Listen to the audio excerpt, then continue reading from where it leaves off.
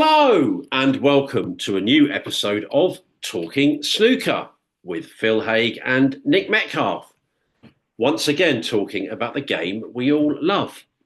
We are indeed. Hello, everybody. It's the second most wonderful time of the year, is it? The Masters, second or third, depending on your preference. But a great time to be a snooker fan.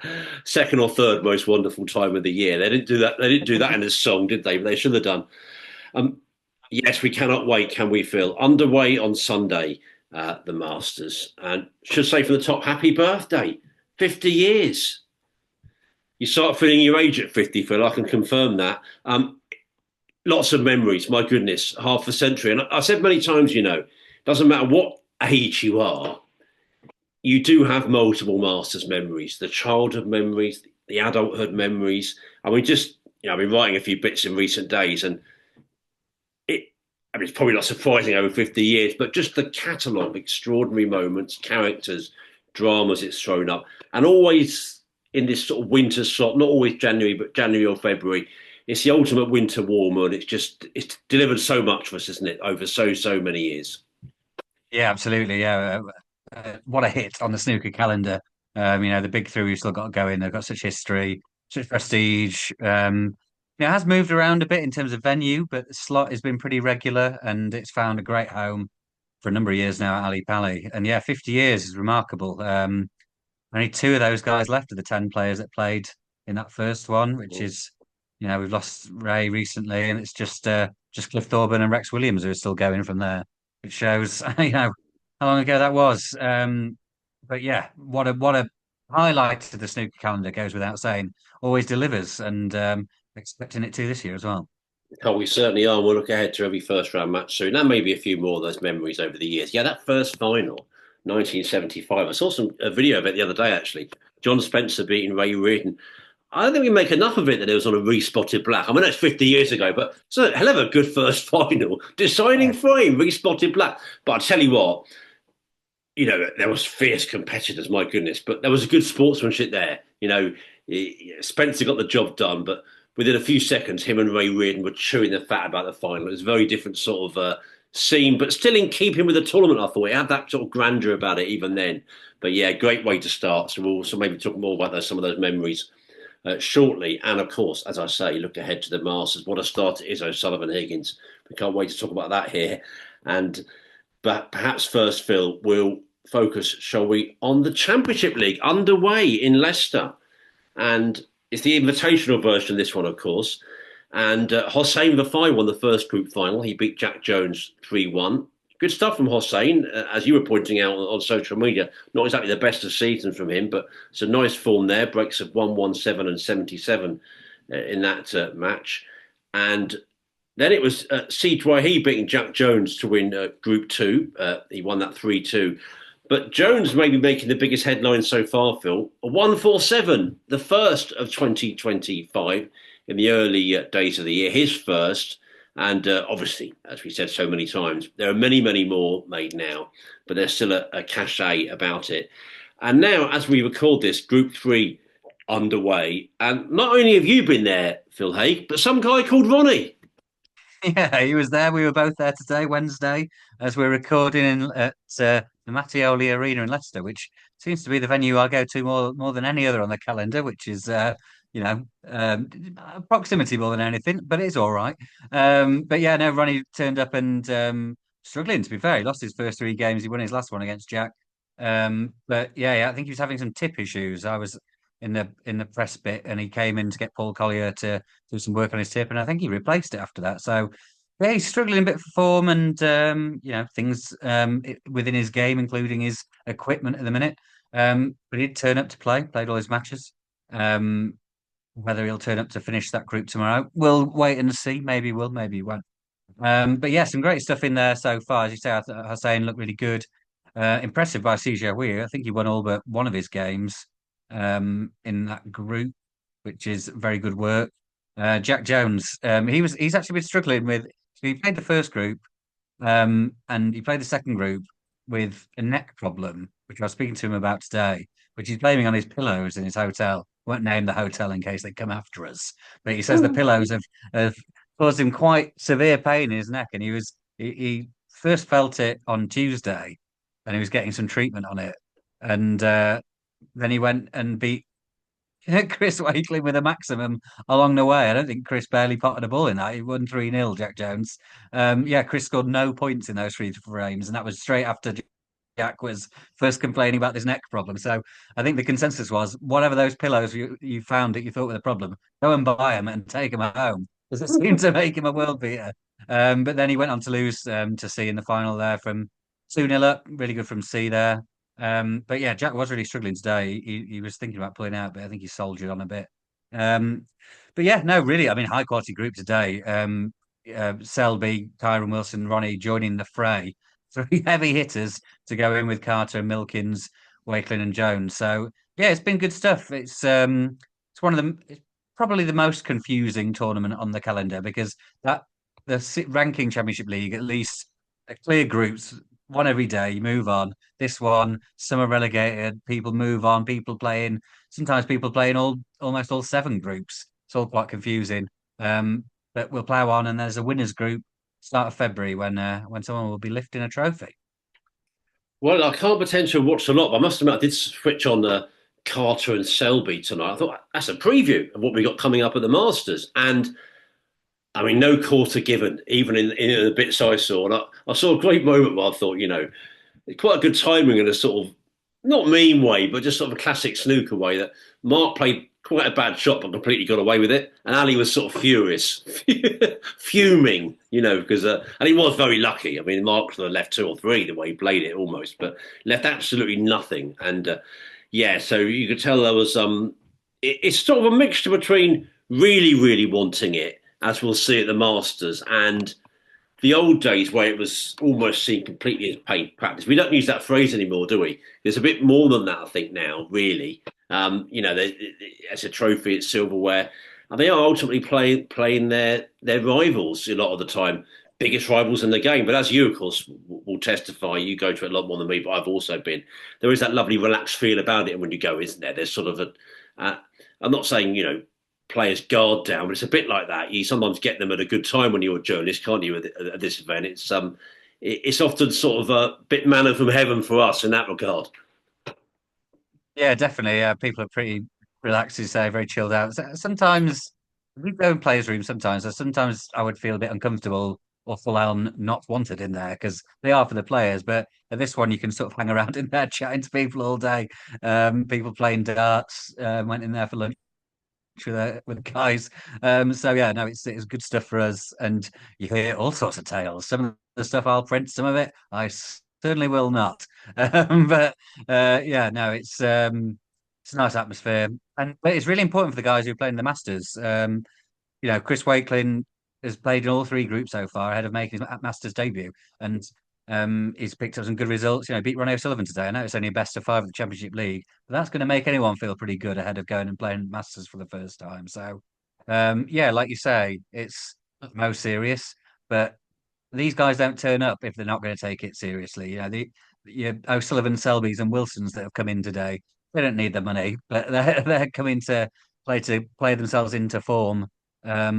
And get ready for one of the biggest events in the calendar. So it's certainly semi-serious, if not quite serious. Yeah, indeed, good way of saying it. So that will continue for a few more days then, and then of course the main business kicking off on Sunday is the Masters. As we say, 50 years old, my goodness me. Seems to have gone quickly from 40 to 50. I have to say, that feels like about 5 minutes. But anyway, yeah, all the way, as I said earlier, we said earlier, from John Spencer beating Ray Reardon in that first fight. I didn't know that line about two being alive now. That's quite something in 75. Perry Mann's winning the first at Wembley Conference Centre in 79. And then, well, my memories begin with times like Kirk Stevens making the 147 in his white suit, domination from Stephen Hendry, 5 in a row. And but then just the moments, Hendry missing that black to middle, Mark Williams winning the title, Ken Doherty going so close to the 147.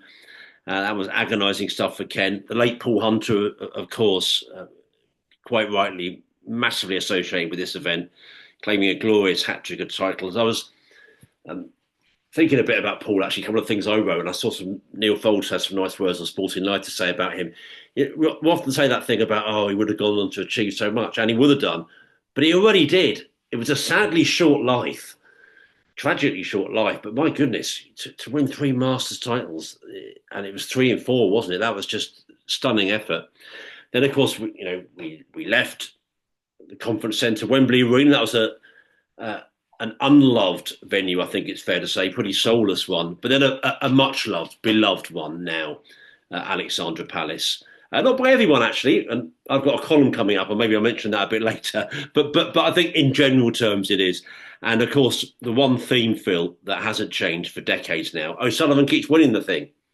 On and on and on he goes, and he won his eighth 12 months ago, beating Ali Carter in the final, coming from behind to win it. So loads of tails, and the other feature, of course, is it's always been in London, and the atmosphere. It's always had that atmosphere, isn't it? You voiced it very well with Radzi. We'll talk about Radzi later. What a great appearance from him. You voiced it very well that they toe the line generally very well between sort of raucous and respectful, and it's just funny how it just seems to have been transported in a way from Wembley, those crazy nights with Alex Higgins, Jimmy, Ronnie, and the same here.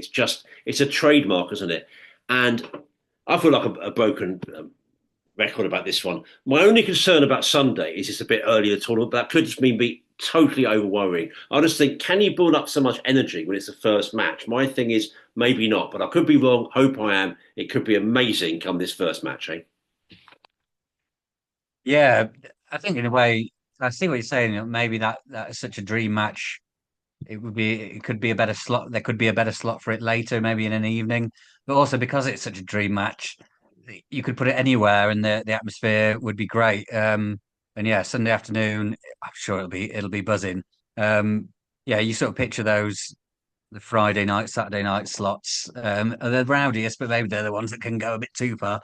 But yeah, there's something about the London crowd. I don't really know what the answer is to that. People talk about the London crowd being boisterous and up for it. I don't know why that is in London and not elsewhere. I'm sure it is elsewhere as well, but it still always seems to be a hit there, wherever it's been, mostly. Um, but yeah, I mean, I was talking to a couple of players. I did interview Gary Wilson, and his only other previous appearance was the one in Milton Keynes, which I'd forgotten about. I hadn't Yeah. forgotten it existed, but I'd forgotten his only I'd appearance forgotten there. that till I saw it in your piece. I'd forgotten that Yeah, was his. Yeah. which is what a debut Masters that is to go and play behind closed doors. When he found out he was playing the day before because Jack Lisowski had to withdraw. So yeah, contrasting that to the normal Masters experience is quite something.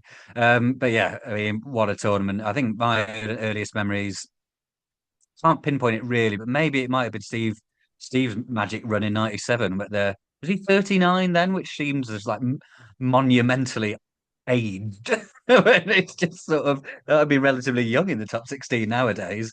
So that's how times have changed. But that was very memorable, and obviously Williams Hendry the year afterwards, and from there on in. But yeah, it always delivers. There have been some sort of very one-sided finals. Some that have been a bit of a damp squib, I would say, O'Sullivan thrashing Hawkins.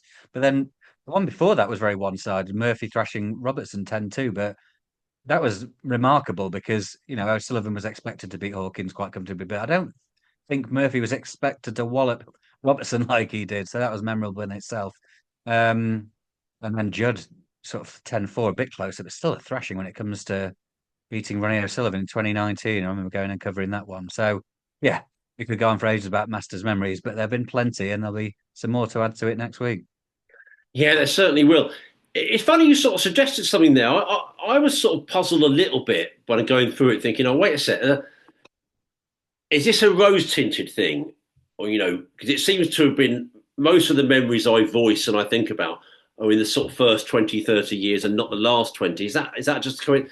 I think maybe there were more absolutely spectacular moments going back than there have been recently. You're right, there have been a few one sided ones, but then as I was going through it as well, remembering the recent one that I remember being at, loving the Allen and Kyron. That was brilliant. Mm. And there was a great thing about that was neither of them won a triple crown. You don't get many of those, and that was great. And the emotion and Mark Allen was talking about Higgins that night, and obviously great winners from Northern Ireland. So that's one that comes to mind as well. That maybe sometimes often overlooked. And actually, The Bingham Carter was Yeah. brilliant. I mean, that was I know I say it so often, but Ali did nothing wrong that night really. Stewart at intervals changed matches, that classic thing. Stewart finished so well, and it's got a cachet, isn't it?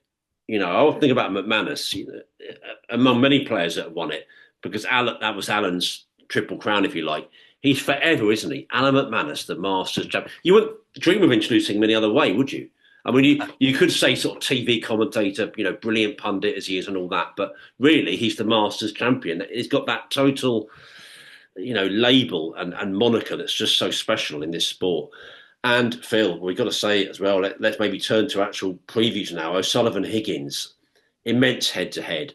I mean, Ronnie, I had a look. They won their last three, including that World Semi in 22. Before that, Higgins had a great run against Ronnie. So it's funny. Ronnie has sort of built up a winning run now. Whether that continues is kind of anyone's guess. Bit more history. 30 years since their first Masters meeting, which was the final actually, and it was also a final in '05. And I was thinking that's the first one I covered live on site actually, and Ronnie won that comfortably. But then the real classic was '06, Higgins winning it 10-9. I must admit, the 2021 one, I'd totally forgotten quarter-final. That was the COVID one. That may have been the match where Higgins said, get the Chinese in. And he was getting the old. Do you remember that? Getting Yeah. the takeaway. I think he said that to me actually. To be fair, but yeah, get the Chinese in. Get the takeaway. And of course, that was all we had. I mean, we don't have much most Januaries, but we had so little that January. That was literally get the old ring up. Deliveroo was doing some good business that winter, wasn't it, Phil? Yeah. Sort of like, and that was a fine match. But that's 2-2 in Masters history. But I always think that it's hard to back against Ronnie in any Masters match, really. Never mind just tournament, but match. Um, but obviously, this season, he's not really shown too much. So it's sort of a hard one to call. I see Jimmy Cooper at Sporting Life is talking up Higgins' chances, and I can see why he's doing that. But I mean, John's record is a bit of a mixed one at the Masters, truth be told. He got to that recent final in COVID and probably should have won that. But generally speaking, you know, his record's nowhere near as good as Ronnie. And yeah, I just keep coming back to it. I do find it hard to back against Ronnie in any match in this. So I think you can translate from that, and I'm kind of just about backing O'Sullivan. But with the proviso that Higgins' win wouldn't surprise me the slightest. Yeah, and I think I'll probably end up saying that about all these ties, really. There's no real shocks to be had because they're all so good. But yeah, I think Ronnie just doesn't lose first rounders here. He's won it more than anyone else, but he hasn't lost a first round since 2011, which is a long time. He's lost in a few quarters there, and he's not been to everyone since that. But he doesn't tend to lose first rounds, whereas Higgins has lost a lot of first rounders in the Masters. He's had a weird record in that he's won it times. I'm right in saying, but he lost a lot early on, and so, who is incredible for almost anyone. But John Higgins, it's only sort of half of the course, really, at best, for someone of his caliber. So it's not been his best tournament. So yeah, I would be leaning towards O'Sullivan. He feels about as unpredictable as he has done for a long time, Ronnie, at the minute. But I do feel like he's not a million miles away. I think he played well in those two tournaments. He lost champion of champions in the UK, just came up against someone playing brilliantly. And of course, like you said, that could happen if Higgins turns up and plays brilliantly. He'll beat anyone. But he hasn't really been pulling up loads of trees himself. Um, so yeah, I'd be edging Ronnie here. I'm not going to be backing him to win the tournament, but I'd back him to win that first round match. Good man. What's your feeling on Murphy and Wilson then? Gary Wilson, that is. Not a bad one for Sunday night. Yeah, they're really interesting. I mean, I did an interesting chat with Gary yesterday, 2 days ago. I find him always quite fascinating to talk to. He's certainly a glass half empty kind of snooker player, as some of them are. He's often searching for some enjoyment on the table. He's not always loving it. One of those interviews, I don't know if you find like this, where you're almost trying to sort of G them up a bit. I was pointing out a couple of good results he'd had this season where I remembered he played quite well to beat Selby in China. He played really well, I thought, to beat Gilbert in Saudi. I mentioned them to him and he said, well, I'd look at those differently myself, and then just explained how lucky he was to win both those games. I was like, come on, Gary. But Yeah, he has been struggling. He's not. He had one quarter final that tournament where he beat Selby in China, where he did look quite good, and he said he felt quite good. But other than that, it's not been great. He played the Championship League this week and got relegated in the first group, so not been that impressive. Not played the Ali Pali before. I'm sure he will love the atmosphere. He's a kind of player, big game player. He's had some good runs in Sheffield, hasn't he? So I don't think he'll wilt or anything, but you've got to go with Murphy. Murphy's not had a spectacular season, really, but it's been okay, whereas Gary's has been pretty shabby, really, by his standards. So, yeah, again, I'm not going to bother repeating this every single time. Wouldn't be stunned if Gary won it, but I'd have to go for Sean. Yeah, I have to say that's probably about right, isn't it? Also, Sean has an immense amount of Masters experience, as you expect, always in it. Once a winner, once a runner-up, four other semis, including last year. So, I mean, he's had times when he's gone out early. Of course, he has, like all the guys really, but it's incomparable with the Gary Wilson. And until your piece, I'd forgotten that he came in late for that. I think you mentioned that he enjoyed the 15,000, but there wasn't much more else that really was going for him there. It was just more of a little bonus, really. It was a funny year, as you say. So he hasn't won a Masters match. I mean, that's a funny sort of thing to think about, run your neck a bit, but obviously totally different in front of a crowd. Can't glean much from the head-to-heads. 4-2 to Sean. He did win that match 4-1 at the champion. They last met in 23. But yeah, I'd just say on the seasons and on the general history with this tournament and record of this tournament, you've got to be looking at Sean. I tell you what, it's going to be an absolute cracker. There's so many of them, Phil. Is Mark Williams, Ding Junhui on Monday afternoon. And it's that classic thing, isn't it? About the BBC wanting the best matches in the afternoon. I wondered if it was slightly less weighted towards that this year because there is actually live coverage, and we'll come to that a bit later in the evening. But I still think it is most of the bigger treats as they'd see it, and I think most of us would see it in the afternoon. But that's when they're live on BBC Two, which is ultimately a bigger platform as they would see it than BBC Four. So we got Williams and Ding, and well, it's Ding with a superior career record, and he won 6-5 when they last met in a UK semi in 2023. But they're both having decent seasons, aren't they? I mean, I was having a look at the 1 year list. Williams is fourth on it. Ding is seventh. Both have won tournaments. So it just could be electric, this. And if you like your stylish matches, watch this. So much quality and just brilliance on show. I've just got a funny feeling that Ding might win that one. I think just because he's looked fairly good in terms of big matches, big televised matches of late when I've seen him, and maybe in general terms. Mark's also looked very strong and really big tournament under his belt. But I just think Ding is no stranger to winning big matches at the Masters. He likes his tournament generally. He's beaten so many big players over the years. So more of a sort of gut instinct than anything. And I wouldn't be at all surprised if it's 6-5, but I might just back Ding on this. But I know one thing, Phil, we're going to see some marvellous, marvellous snooker played. Yeah, definitely. Yeah, it's a lovely match, isn't it? Yeah, but I'm sort of feeling the other way. I've got a feeling for Williams here. But yeah, I mean, there's nothing in it. It's 6-5 in that UK in 2023, and that was the one where they set a record points score from a in a frame. Williams won it 101.94.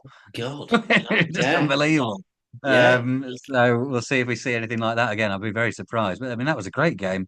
Ding made 3 tons, William made one, and Ding won 6-5.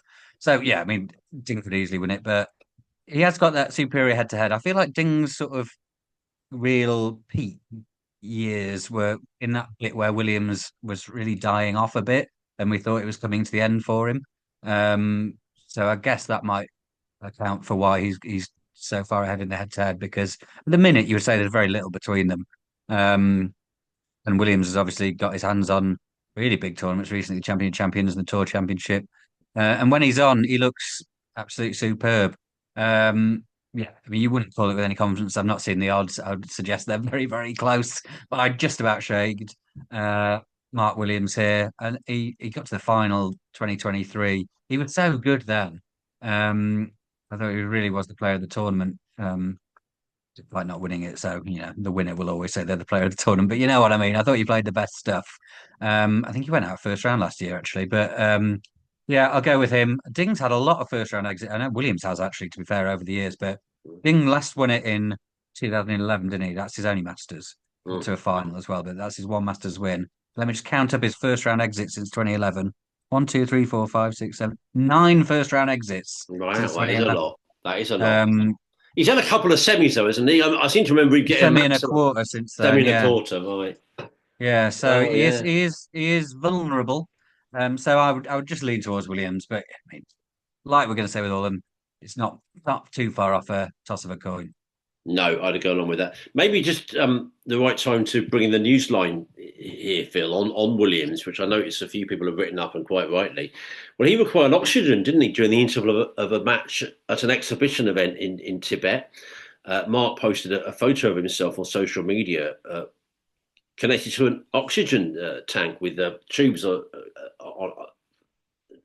from his nose. And he, well, said, "Don't worry, I'm fine. I'm not sick." He's obviously taking part in an event there at altitude. It's actually in Lhasa, the event, which is 11,998 feet above sea level. So maybe you should say at this moment, loads of players have been all over the place. And I must say a little bit about an event I mentioned before that took place in Sri Lanka later. But yeah, that was kind of worrying pictures, but Mark explaining everything okay. But yeah, that Masters preparation has never been so dramatic, has it? Yeah, yeah.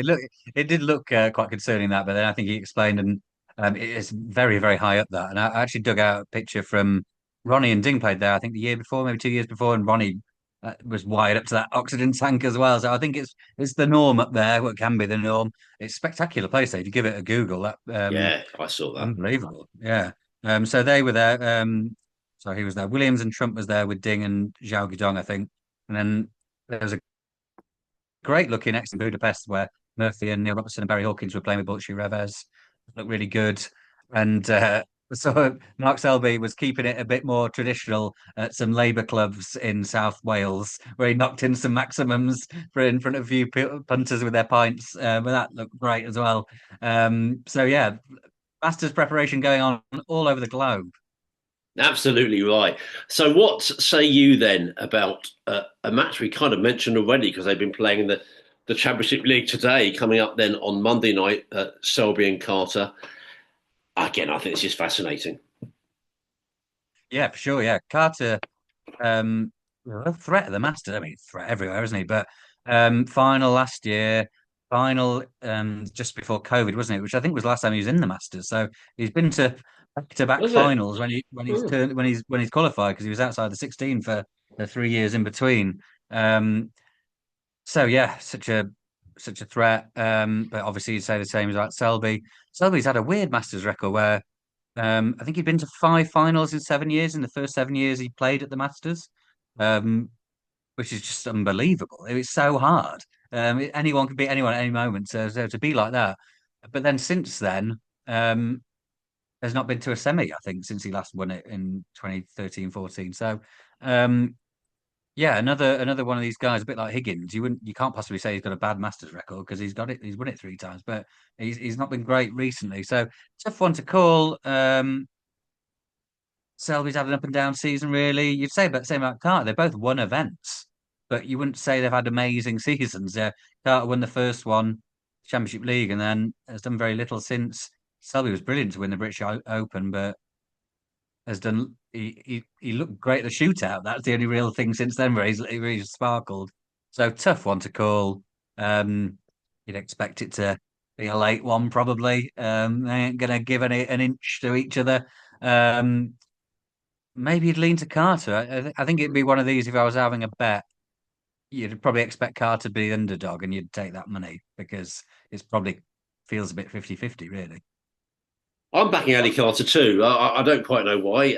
In the sense that you look at their general records and think they're so close. Obviously, Selby's done more in the game, but I just had that feeling. I think Carter's won their only previous meeting of the Masters, which is one of my sort of pieces of thinking there. He's not remotely overawed by anyone like that. Selby, anyone, maybe apart from Ronnie, but really, he just sees those guys quite rightly as his peers, really. Um, as you say, I didn't know that thing about Carter not being in the ones in between. That's really impressive. So yeah, he likes to run at the Masters. He likes the occasion. He fires off it. You know, even if they're not for him, that'll also the crowd. That'll also sort of fire him up as well. And yes, that Selby line, I noticed that not further than the last eight in the last decade. I mean, you couldn't make it up, really. I mean, he's won world titles in that time. He's just been the dominant figure in the game in many ways. Well, up there with Ronnie and Judd, anyway. I mean, I thought that was the ultimate for the sheer strength of the Masters, that line, really. That Mark Selby's not been into a semi in a decade, more than a decade. That's amazing. So, yeah, the And I cards. think on that, when you look at his Wikipedia thing, which we both do a lot, Yeah, I think it's obvious when you say it, but quarter final almost looks a bit more impressive than it is at the Masters because you only won one game. yeah. It's like when the Tour Championship comes up and it says quarter final, and you haven't won any games. Yeah, true. So it almost looks better than it even is in a way. It is, you know, and he's had so many defeats in this mark, you know, and from all comers really have turned him over. So yeah, I just think it's that.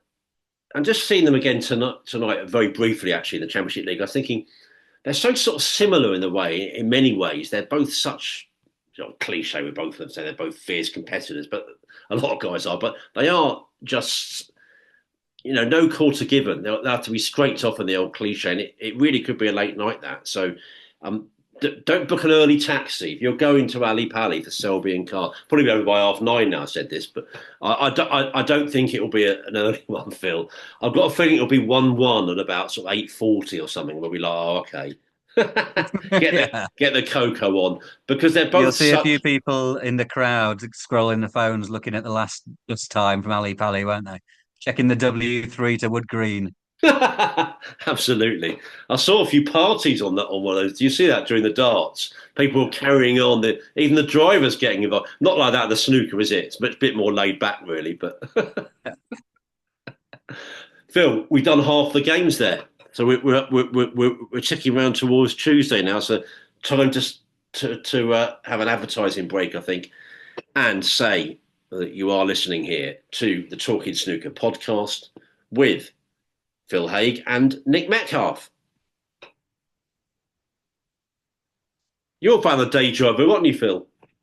Absolutely love it, yeah. But who isn't? Most people are. And if you are a fan, you're in luck. It's Judd Trump, Barry Hawkins. I mean, they've just met, haven't they, in the UK Championship final. And that was a brilliant match, brilliant watch. What, 5, 6 weeks ago now? We just absolutely love that. Everyone that loves this game. It was 10-8 to Judd. He looked like the likely winner for most of the final. But Barry made him work so hard. He's never got closer. Triple crown title, Barry. And this one's sort of hard to call in some ways because I always think that Barry can trouble Judd. Obviously, often does. I mean, I forgot the tournament, but he had a recent final, maybe last season, win against him. So it can happen. Obviously, Judd 2013 up in the head-to-head, so not an immense head-to-head record in his favour. But he's just so strong, Judd. And whatever he turns up for now, he just looks like a potential winner of the tournament. We know all those incredible runs, whatever it was, how many in a row to reach the last 8 last year now. But he's such a lovely player, Barry, and we know he goes about his business so quietly, and he could definitely spring a surprise. I just think off the back of a win that was so big for Judd, he might just carry enough of that forward to seeing off Barry.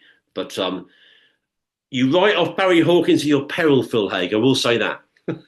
Yeah, definitely. I mean, that semi-final only 3 years ago, 2022, Hawkins shocked Trump there to 6-5, wasn't it, to get into the final? And yeah, he has got loads of good wins over him. I think Barry came on here actually just after that final win. That was the European Masters, wasn't it? When I think he came on here just after he'd won that tournament where he beat Judd in the final Probably at the played it start. down, didn't he? Probably said, "Oh, it wasn't that good" or whatever. But he has beaten him plenty of times, and yeah, he came very close in York, didn't he?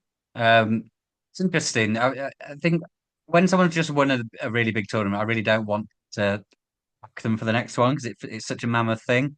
But with Saudi as well in his pocket, um, Judd really will be more focused than ever on the idea of this sort of four-way Grand Slam that could Mm. happen. He's halfway through it, um, and he always talks about not treating tournaments any differently. But he has made one or two murmurs to the contrary this season. He's already dropped out of Scotland. He'll probably drop out of Wales.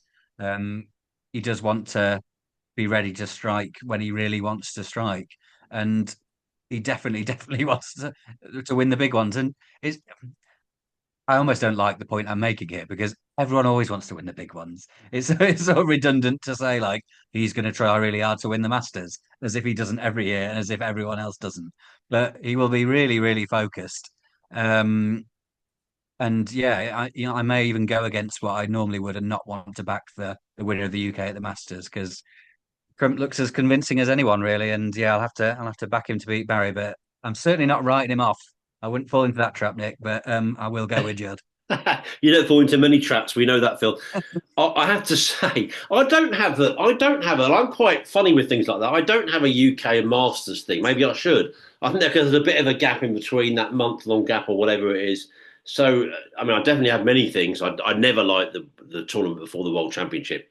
I never would think about backing the guy that's done that, particularly. But yeah, this I don't see as a particular one, but it'll be a hell of an effort. But goodness, if there's one player in the game that can do it, it's Judd, and that'll be another really interesting match to look forward to.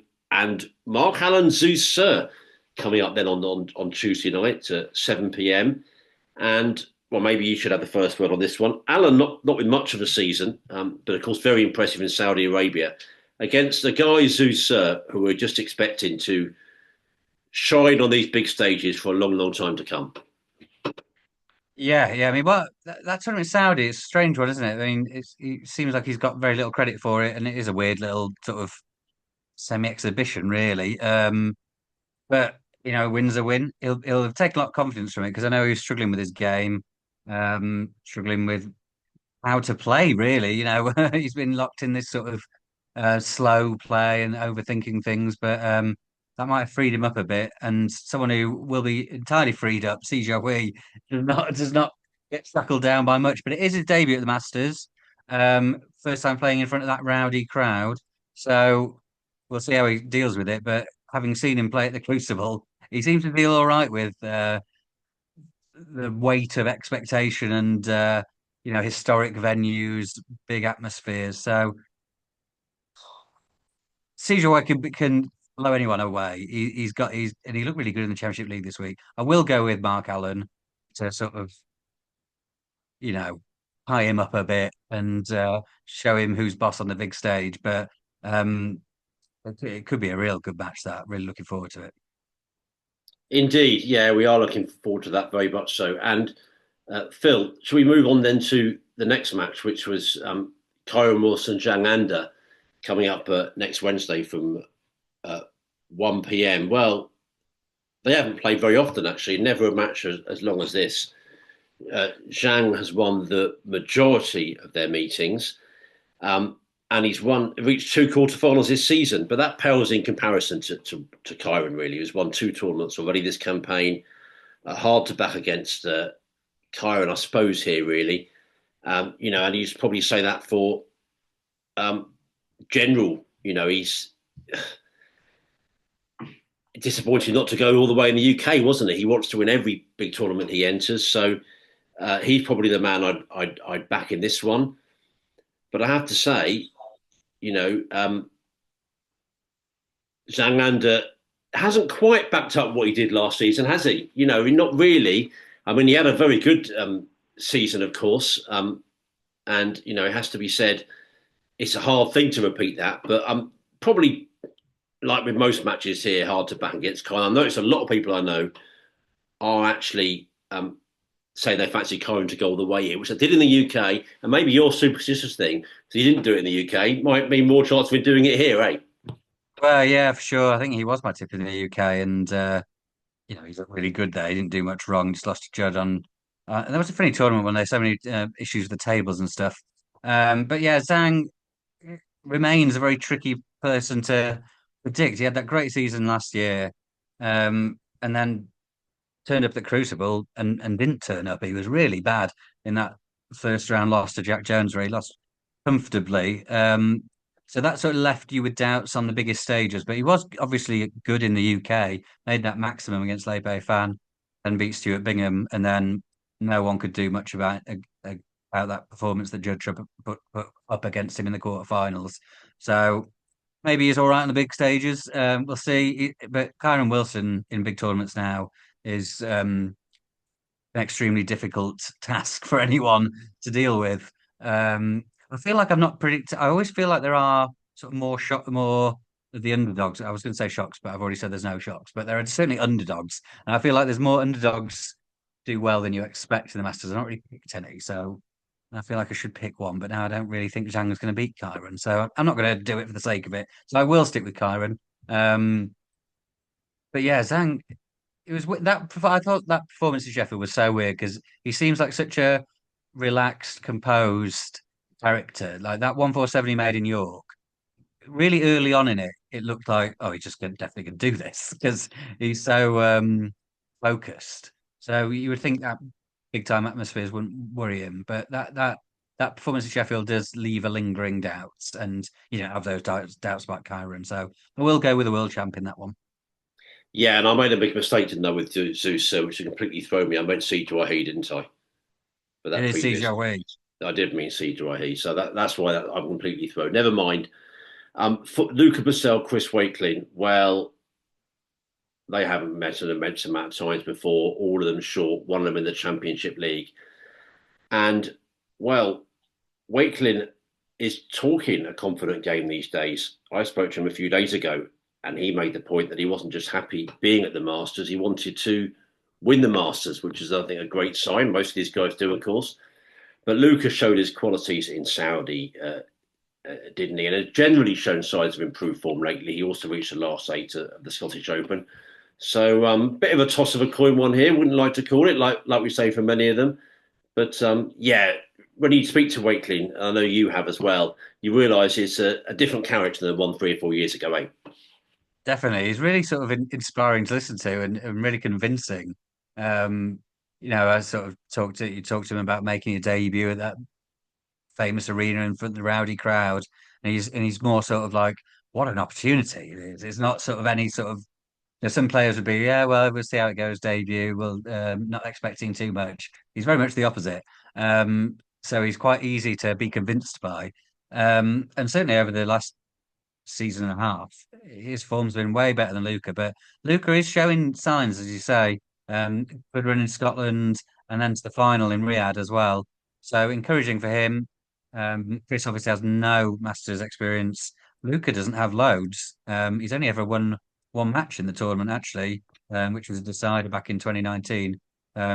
He's been there three other times and lost first round each time. So he's got more experience, but not great experience. Uh, be very interested. I should have a look at the odds. Very interested to see what the bookmakers make of this because Luke has been um, so absent for so long. Um, it's hard to know what to think. But those signs of life might be enough to convince people. Luca is the odds-on favourite. So again, this is one like I said earlier. I really don't think there's much in it, and I think you'd be taking the underdog money if you're having a bet. I'd go with Wakeland probably. Yeah, interesting one. And we look forward to all those, don't we? What a selection of matches we have to look forward to, Phil. My goodness. And all live on the television, of course, on the home of TV snooker, Eurosport, as we call it, a moniker that channel well deserves. And we should say, good chance to say now, Razi Chinyanganya presenting. What a terrific guest he was in our first episode of the new year last week. Loads of people praising that. I mean, he was, you may not have agreed with Rancy, but he had strong views throughout. He wasn't boring for a minute, was he? He wasn't vanilla for a minute. And yeah, we can't thank him enough. He was terrific on here. Yeah, absolutely. I absolutely loved doing that episode. I'd not even spoke to Radzi before. I know you set that one up, so didn't know entirely what to expect, and he absolutely knocked it out of the park. I thought it was fascinating, really interesting, funny, quite inspirational. So yeah, and a lot of people said it's one of their favorite ever episodes. So that was really nice to hear. And yeah, I think with players, with anyone in the game that we have on here, I hope it just gives people a chance to sort of find out the other side of people, not just what they see them doing on telly. And certainly I got that out of Radzi, and I think everyone else did. So yeah, really enjoyed that. Hope everyone else did too. Indeed. So live coverage on Eurosport and Discovery, and also on the BBC, with every match live on television. BBC Two in the afternoons, and mostly BBC Four in the evenings. Mixture of two and four some nights. So we're really looking forward to that. And Dennis Taylor will be back on the team, commentary wise, having missed out uh, for the UK Championship. So Phil, I don't know if you've got any more to say at Masters. Please speak away. We're just looking forward to it. Should be a cracking week. I know I'm planning to go myself on a couple of occasions. I know you are too. So much to look forward to. Definitely, yeah. It really is great. Ali Pali, the crowd always delivers. We'll see how the Wasp situation is. We'll see how much clattering is going in the restaurant. But these are sort of minor issues compared to how good it is. And yeah, I'm sure a lot of the people who are listening to this will be going. So do get in touch. Let us know. Um, about all your experiences. Get down into the nitty gritty. I was speaking to a friend who went last year, and he was very underwhelmed with the food options, things like that. Let us know your opinions, because yeah, overall, of course, it's great, but anything that can be improved, we'd love to hear about it. Definitely, talking snooker at yahoo.com or tweet us at talking snooker. Well, maybe any other business. And I've mentioned my Chris Wakeling interview. That's coming up on Sporting Life soon. And I'll also be writing a column about the Masters and the magic of the event, of course, and also about the venue. I know some people are critical of Alexandra Palace, and there are deficiencies there, but I'll be arguing, generally saying it's been a brilliant venue for the sport. And I'll have another set of interviews, all being well, for the tournament on my new service, Radio Snooker, and commentary as well, all being well. And I should say, Phil, while I'm here, congratulations to everyone at Kingsman Snooker for putting on a brilliant Cues and Brews event in the capital of Sri Lanka, Colombo, on Sunday. Ken Doherty, Jack Lazowski, Joe Perry, and Dennis Taylor played at the event. I saw some video. It looks absolutely terrific, smashing venue. And there's a special piece from me in the programme, which I was very pleased to do. And you can see that on my Twitter feed as well. I know there's a lot more to come from Kingsman Snooker, so that's brilliant. And yeah, back to you. I mean, I noticed you've done some cracking interviews, more to come. I really enjoyed that Gary Wilson piece. I know what you mean, actually. When you speak to Gary, you sort of realise that, he is a guy that gives you a line generally. I mean, almost consistently, religiously. I don't know whether it is sometimes his downbeat attitude or, he's never shy of controversy, if you know what I mean, or not controversy, but a line you can spark off. And we love that. Yeah, definitely. I think a lot of perceived players like that. It's not like they're doing it on purpose to ruffle feathers or anything, but they're just very honest and they're happy to say if they disagree with what is seen as convention or perceived wisdom or anything like that. And yeah, Gary's really good for stuff like that. And yeah, really fabulous player when he's playing well. I really do hope he sort of. I don't mind who wins the game, obviously, but I hope he does enjoy himself and play well. He's an unbelievable scorer when he gets going. So yeah, that'd be good. And yeah, obviously I've been down in the Championship League, which was mainly for interviews ahead of the Masters and some other bits. So there'll be plenty for me in the days to come. And then the big event gets going on Sunday. Yeah, I'm down there Thursday, Friday. So if anyone sees me there, come say hello. Indeed. And Phil, well, other sporting matters then. Luke Littler, we've got to say, world darts champion at the age of 17, beating Michael van Gerwen 7-3 in the final. I know that's more your business than mine. What an achievement. I mean, we all make it our business now, don't we, with the darts in the new year. And, well, he never really looked like he'd let go of that final, did he? But I always had that sort of nagging thing. You never know with Van Gerwen. He can always come back at you. But a brilliant effort. Feels like he's been around for longer than a year now. But to win the championship in a tournament as big as that at 17, that's stunning effort. Yeah, it's a weird one that everyone knows he's 17 because it's said instantly. But it's still because he has been around for a bit in the public eye so much in the time he's been here. Um, it's easy to sort of forget what that actually means. Like 17 is unbelievable to reach the pinnacle of the sport and not just do it. If he'd won it last year, then it'd be like, okay, well, let's see. To do it then and then go the extra yard and to win the thing. back-to-back World Championship finals before your 18th birthday is just unbelievable stuff. So yeah, fantastic. Final was obviously a bit of a letdown, as were the semis, too one-sided. Van Gerwen, his hope in that final was that he'd actually been better on the doubles over the tournament than Littler, and I thought he genuinely had a good chance if he, especially if he could keep that. Well, only if he could keep that. And those first four sets, he was really poor. He was gutted about that, and then was fantastic. The last six, I think he was arguably the better player, certainly even. And those six sets were shared, but he had far too much work to do. So thoroughly deserved winner.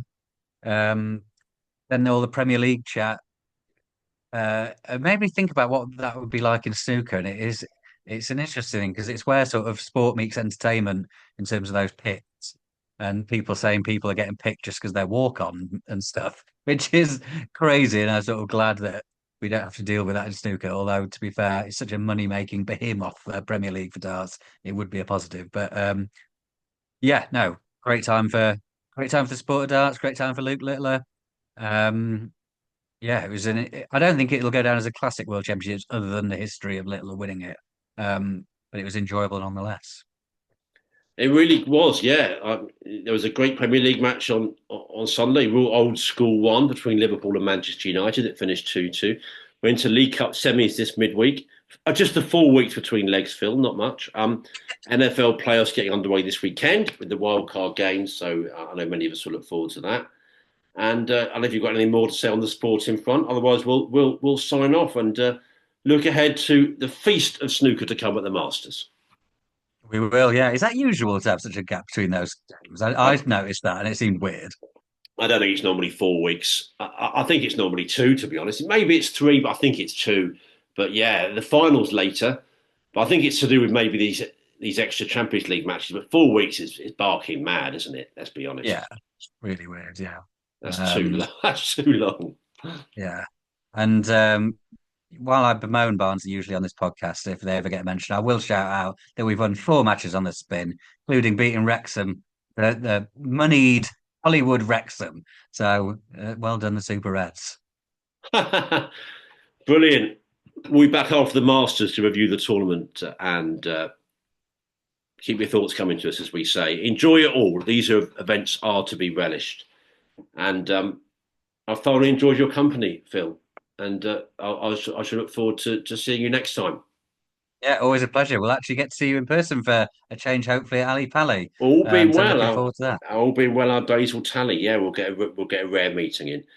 Thanks for your company, everybody, and we'll see you next time. And enjoy everything to come, Alexandra Palace, and from your old friends Phil Haig and Nick Metcalf. Cheerio.